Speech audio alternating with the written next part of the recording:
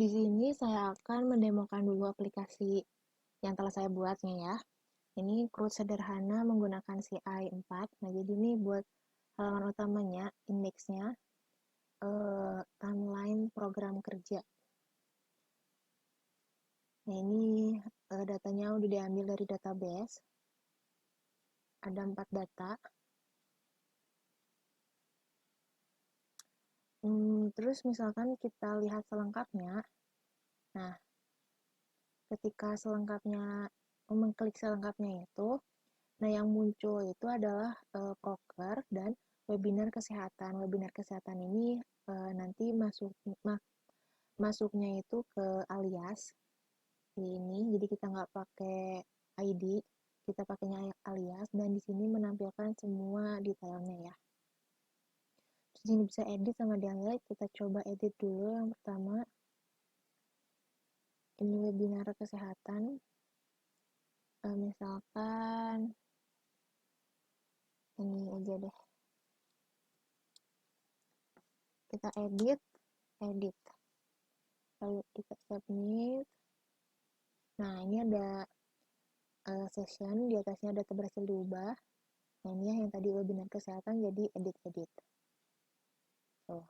Nah, lalu ketika kita klik lagi selengkapnya dan delete, nah maka data berhasil dihapus. Yang tadi udah hilang ya, jadi datanya ada 3 sekarang.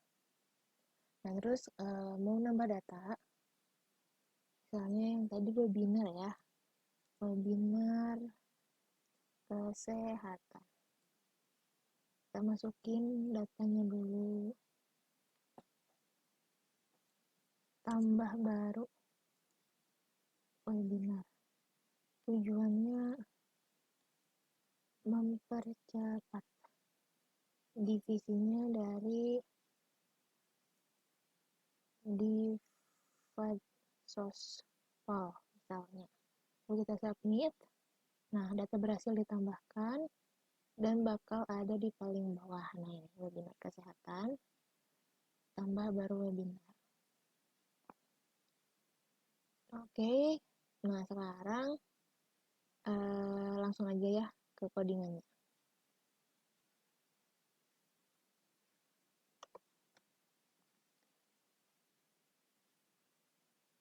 Halo teman-teman, balik lagi bersama aku Linda. Jadi pada video kali ini kita akan membahas bersama-sama mengenai CRUD BCI 4 ya. Nah, sebelumnya saya sudah membuat database-nya terlebih dahulu. Nah, database-nya itu adalah db_proker, ini nama database-nya, dan ada tabel proker. Nah, ini udah ada isinya ya, bisa dilihat di sini. Dan untuk strukturnya, ini ada ID, nama, alias, tanggal, deskripsi singkat, tujuan, divisi. Nah, mungkin ini ada yang bingung nih, ada alias di sini. Alias itu sebenarnya sama kayak nama, cuman kalau nama itu kan ada spasinya. Nah, kalau alias itu ntar spasinya kita ubah menjadi strip. Nah, ini untuk link ya, buat ngeakses misalkan detail dari si prokernya itu. Oh ya, kalau ada yang mau tahu, proker itu adalah program kerja.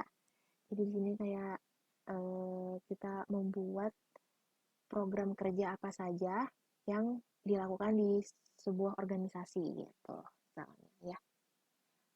Nah, ini udah database-nya. Nah, lalu sekarang kita ke codingannya ya. Nah, di codingannya itu kita harus men-setting konfigurasinya dulu di .env. Tadi kita udah ubahkan ya.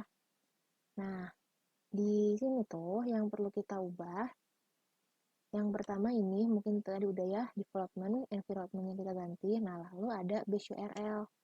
Nah, base URL-nya ini kalian ubah sesuai dengan server kalian ya, pakai localhost 8080. Nanti kalau kalian udah upload ke hosting, ininya kalian ganti lagi base URL-nya. Nah, lalu di sini ada konfigurasi database-nya. Nah, ini nih. Ini konfigurasi database-nya namanya localhost. Nah, lalu nama database-nya tadi dbproker. username-nya root, password-nya nggak ada, jadi kita kosongin, dan DB driver-nya MySQL gitu. Nah, kita bisa close aja. Selanjutnya kita akan membuat model. Nah, di model ini dikasih namanya proker model.php. Nah, ini ada protected table sama protected allow fields. Itu kalau table ini adalah nama tabel yang akan digunakannya apa, dan kalau allow field adalah allow field ini itu tuh apa ya, kolom-kolom yang ada di kolom-kolom yang ada di tabelnya yang bisa kalian ubah-ubah tuh. Mungkin bukan diubah, tapi yang bisa kalian tambahin isinya itu apa. Nah, di sini kan tadi ada ID primary key ya di database-nya. Nah di situ nggak diubah karena kita nggak masukin primary key, nggak masukin ID secara manual. Jadi di sininya nggak usah ditambahin. Ini semuanya ditambahin. Nah, buat ngeliat si variabel apa aja sih yang bisa dipakai di model ini, kalian bisa kalau pakai ini ya, Visual Studio Code ke Ctrl G. Nah, di sini kalian cari model. Nah, ini sistem, ini model.php yang ada di vendor Code Igniter 4 Framework System. Nah, ini ya. Nah, ini tuh. Si variabel tabel itu buat nama di tabelnya. Nah, lalu primary key-nya itu secara default-nya itu ID. Nah, misalkan kalian punya database yang primary key-nya itu bukan ID, tapi misalkan ID proker atau ID underscore apa gitu. Nah, itu di proker model yang ini harus ditambahin si primary key-nya, ditambahin protected kayak gitu. Terus ini bisa lihat juga di bawah ada auto increment. Ya pokoknya bisa dilihat-lihat aja di sini. Terus ada keterangannya juga. Tuh. Nah, terus di sini saya membuat satu fungsi di model ini, yaitu namanya getProker. Ini ada parameternya alias sama dengan false. Jadi ini tuh secara defaultnya, kalau misalkan kita hanya memanggil getProker aja, tapi tanpa ada parameter, nah itu masih bisa jalan karena di sini ada gelar aliasnya false. Tapi kalau kita memanggil getProker menggunakan alias, itu juga bakal masuk dan aliasnya itu bakal sesuai dengan yang dikirimkan oleh usernya. Nah, terus ini jadi getProker ini tuh ada dua ya, bukan ada dua, bisa dua kondisi, ada aliasnya sama nggak ada aliasnya. Nah, di sini kalau nggak ada aliasnya, kita bisa langsung menggunakan fungsi find all, metode find all. Jadi ini find all itu bawaan dari CI-nya. Jadi find all itu untuk menampilkan semua datanya. Udah cukup segini aja untuk nampilin semua data, satu baris saja. Nah, kalau yang bawahnya, jadi kalau ada aliasnya, nah dia tuh mencari data yang aliasnya, alias itu kan nama ini ya, yang ini tuh nama tabelnya, yang aliasnya itu sama dengan alias yang kita kirimin sesuai dengan parameter. Nah, first ini data yang pertama kali. Ini juga salah satu metode PCI-nya. Jadi kita tinggal langsung panggil ini. Jadi yang ini menampilkan satu data, kalau yang find all ini menampilkan semua datanya. Nah, ini proker model kita ya, di model kita. Nah, dari model selanjutnya kita lihat controllernya ya. Oh ya, nah ini saya akan bahasnya per satu modul ya. Jadi read dulu, pertama menampilkan, lalu create, yang selanjutnya delete, lalu yang terakhir update ya. Jadi kita akan bahas satu persatu. Nah, ini di controllernya kita harus manggil dulu proker modelnya. Kita menggunakan proker model. Nah, jadi kayak menginstansiasi di sini. Dan di sininya dikonstruk karena bakal dipakai di hampir semua fungsi. Jadi kita simpan di konstruk biar bisa dipakai ini ya. Lalu di sini juga ada protected $PM-nya. Oke, ini konstruknya biar jadi pas pertama kali dipanggil tuh langsung bisa dipakai ke semuanya gitu. Nah, ini ada index. Ya, index itu yang tadi ya yang paling pertama si halaman prokernya. Jadi index ini menampilkan menyimpan data title. Ini teks biasa proker. Nah, lalu si proker ini menyimpan data dari get proker yang ada di model yang tadi dengan parameternya kosong. Jadi menampilkan semua data prokernya. Nah, setelah itu di sini ada return view yang udah dijelasin tadi ya sebelumnya, yaitu bakal menampilkan view proker dan mengirimkan data. Ini untuk ininya. Nah, kita lihat aja di proker, di view terus proker ya ini. Nah, ini ya di sini juga ada session pesan. Jadi ini ada session get flash pesan. Jika ada session yang si namanya itu pesan, maka akan menampilkan pesannya alertnya apa. Dan ini cuma satu kali ya, ketika di refresh lagi itu pasti bakal hilang. Karena kalau get flash data itu cuma satu kali langsung dihilangin, langsung dibuang. Nah, ini di sini ada for each karena menampilkan semua, jadi kita memerlukan perulangan. Ini buat template si prokernya dari sini sampai sini dan dibungkus oleh for each-nya ya tentunya ya. Nah, terus buat menampilkan datanya itu di sini tadi kan namanya proker nih ya. Mana nih? Si data ini ada namanya proker. Nah, di sini kita prokernya inisialisasi menjadi $P. Nah, jadi ketika manggilnya juga ini pakai PHPP ya. $P, lalu ini nama field yang ada di database-nya apa. Ada nama, tanggal, deskripsi singkat, sama alias. Oh ya, nah ini alias ini untuk selengkapnya, untuk menampilkan detailnya. Nah, ini bisa dilihat ya, si link URL-nya ini, proker, terus alias. Nah, proker ini itu nama eh, nama nama nama apa lupa nama controllernya. Nah, proker ini nama controllernya dan alias ini itu nama aliasnya ya. Jadi buat ngasih link ke selengkapnya. Selengkapnya. Kita ganti selengkapnya. Nah, itu. Nah, terus dari sini juga karena ini ada link, kita tuh harus mengatur si route-nya. Kita harus mengatur route-nya ke app config. Nah, ini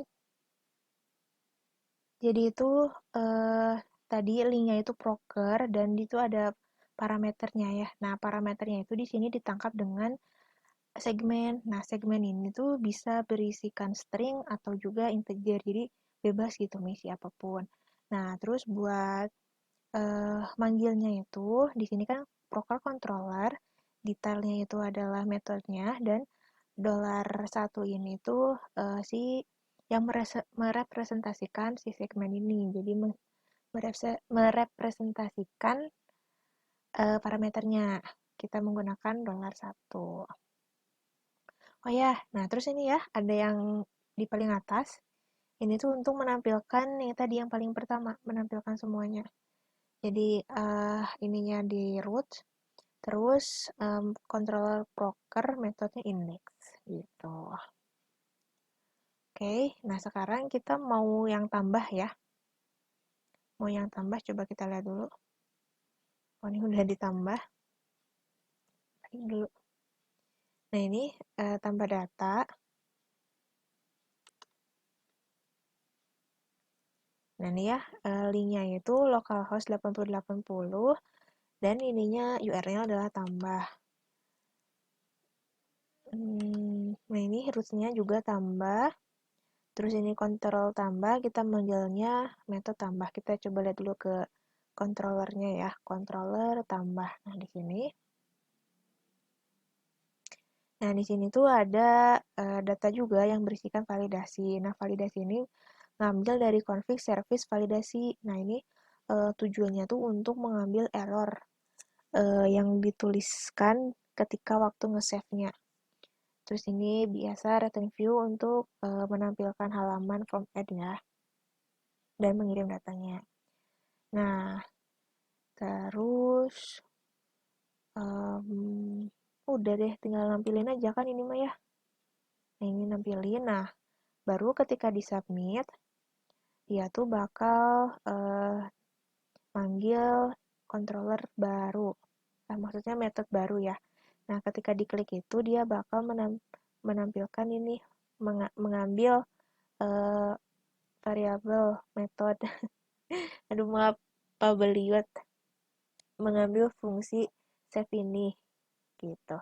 Ulangin ya. Jadi, ketika dia mengklik submit, maka akan memanggil fungsi save ini.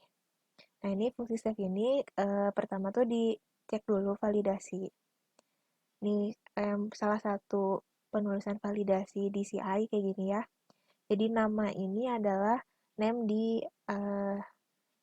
di formnya. Coba ya sambil dibuka form add. Nah, nama itu adalah name di sini. Name di formnya.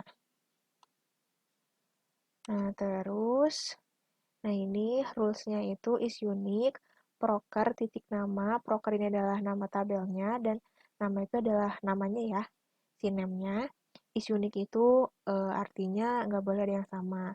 Nah, jadi kalau ada yang sama, dia bakal menyimpan error, field sudah ada, gitu. Nah, jadi ketika melakukan validasi ini, dan ternyata ada yang salah, maka dia akan mengembalikan lagi ke redirect ya, ke base URL dengan inputan. Nah, with input ini maksudnya untuk mengirim si error yang ini. With input ini. Nah, kalau pakai with input ini, otomatis di config service validasinya juga itu otomatis nambahin errornya gitu. Dan ini dia bakal redirectnya tetap ya ke tambah tuh yang tadi ke form ini tuh bakal nge-redirect yang ke sini. Nah, tapi kalau nggak ada yang error, berarti validasinya lulus. Nah, dia bakal memasuki proses simpannya. Nah, di sini ada $alias URL kita. Ini tuh kita ngambil request dulu get var. Nah, oh ya, BTW kalau get var ini bisa get post atau get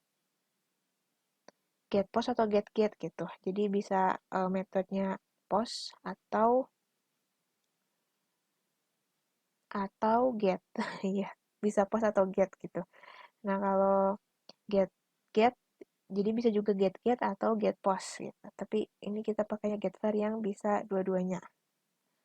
Nah, terus ini tuh maksudnya URL title. Jadi nama yang kita yang ada spasinya itu bakal spasinya diganti menjadi strip. Terus ini untuk cara penulisannya kayak gini ya. Nah, terus untuk nge-save di CI 4 ini gampang banget teman-teman. Caranya tuh kita tinggal panggil eh ini aja nih, apa sih ini namanya? Tinggal pakai inilah pokoknya.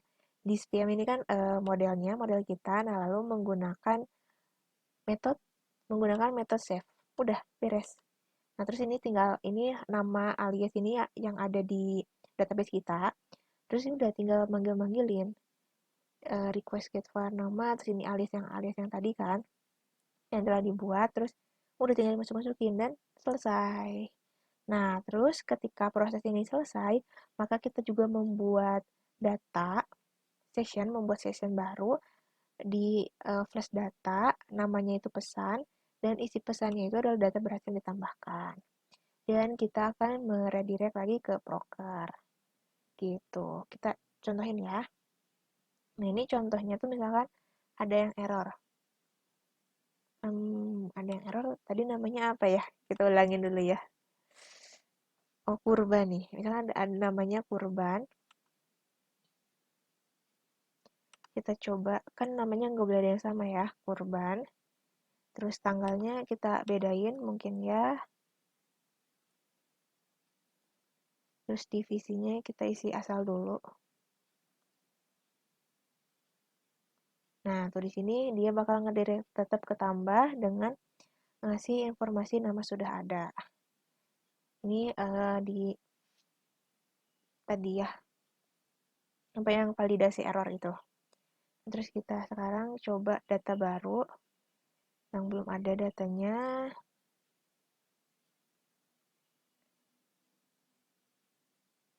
Di sini juga AA. Lalu kita submit. Nah, ini data berhasil ditambahkan. Ini flash session flash data. Lalu kita lihat datanya ada di paling bawah. Nah, izin nyobain ini ada ya. Nah, itu proses untuk read-nya, teman-teman.